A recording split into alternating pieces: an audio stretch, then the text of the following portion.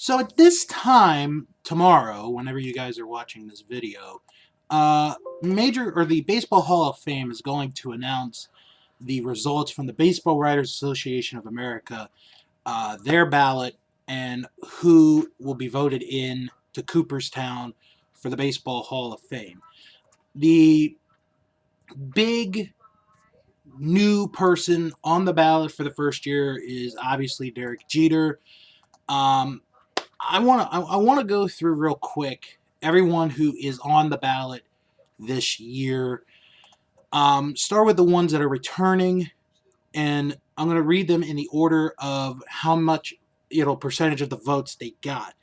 Curt Schilling, Roger Clemens, Barry Bonds, Larry Walker, Omar Vizquel, Manny Ramirez, Jeff Kent, Scott Rowland, Billy Wagner, Todd Helton, Gary Sheffield, Andy Pettitte, Sammy Sosa, and Andrew Jones. Those are the individuals that are back on the ballot.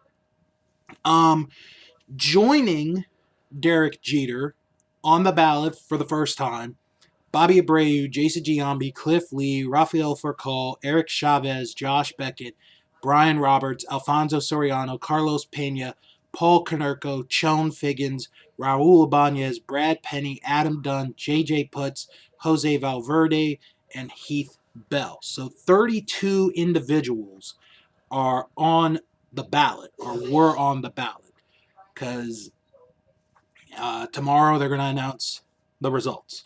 So this is starting to become a tradition for me now. This is the second year in a row I'm doing this. If I had a vote for the Baseball Writers Association of America, if I had a vote for this ballot for the Baseball Hall of Fame, who would I vote for? In the end, I ultimately picked 4 people that I would vote for to go into Cooperstown for the Hall of Fame. And there's going to be some that I keep out for this year, but I'll explain why in a minute. So the first person that I would pick is Derek Jeter. I mean, this is a no-brainer. This guy was the face of the Yankees from the mid-90s on. I mean, he was the captain. He was, a guy that kids in New York looked up to. This is a guy who hustled all the time. Won, I want to say, like 5 championships. This guy is no doubt a first ballot Hall of Famer. The question is he going to be a unanimous vote? That is the tricky question. Honestly, I don't know. I don't know. I think it's going to be very close. I think they got it right last year with Mariano Rivera being a unanimous, selection. They got that one right. With Jeter, I'm not so sure, but I think it's going to be very, very close if he is a unanimous selection or not. My second choice is Curt Schilling. I think this is his time. Of the pitchers that did not get in last year, he had the highest votes. He had pretty much 61% of the votes. It was 60.9, but I'm going to round it up to 61. The man, broke out in Philadelphia. He helped the Arizona Diamondbacks, along with Randy Johnson, win a world championship. And then he goes to Boston, and we all know the bloody sock in Game 6. And he's a big reason why Boston wins a world championship in 2004. Very reliable.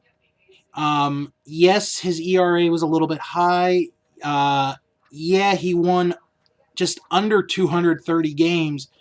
But if you take a look at what he did as far as impact goes for modern baseball on the diamond, I think Schilling is a Hall of Famer. I really do.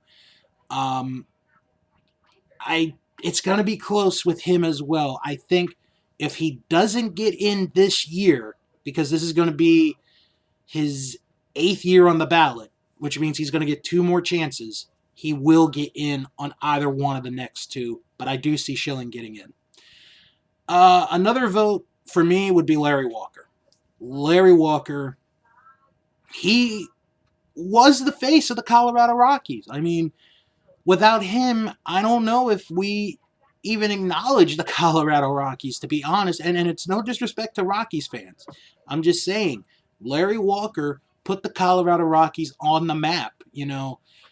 Without him, I don't know if the Rockies are even a team today.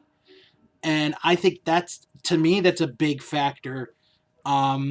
He has over 2,100 hits, 383 home runs, over 1,300 RBI, stole 230 bases. I know those aren't big numbers, but the impact that he had on a community, which in this case is Denver, Colorado, I mean, come on, you got to let him in. I would vote him in. And of everyone on the ballot, this is Larry Walker's final year on the ballot. So one of two things is going to happen with him. Either he's going to go to Cooperstown this year on this ballot, or he doesn't make it, but he more than likely will get in through the Today's Game committee, which will meet in a few years. And my final vote goes to Omar Vizquel. Statistically, he is one of the best shortstops ever. Over 2,800 hits, 336 on base percentage. His slugging is 352. His OPS is just under 700. Defensively, he was a great shortstop, was a big part of the Indians, teams in the 90s that won the Central Division year after year after year after year. And, if you look at some other statistics, I mean, this guy had some numbers. I mean, maybe not the big numbers, the important numbers that matter, but he had some very good numbers. And I really think Omar Vizquel deserves to be at Cooperstown. He's one of the best shortstops probably of the last 25 years in Major League Baseball. And like I said, he was a key part of the Cleveland Indians in the mid to late 90s, winning the AL Central, getting those 2 World Series appearances in the 90s. I think Vizquel should get a spot into Cooperstown. So those would be the 4 that I would vote for if I had a vote for the Baseball Hall of Fame. Now, I did a poll because I host a sports podcast called the JC and Bill Sportscast, which you guys can listen to on iTunes. I just want to read off the top vote getters. Derek Jeter was number 1. Then we had Larry Walker, Curt Schilling, Roger Clemens, Manny Ramirez, Andy Pettitte, and Andruw Jones. Those were the guys who had 5 or more votes. My thing with Clemens and Bonds is this.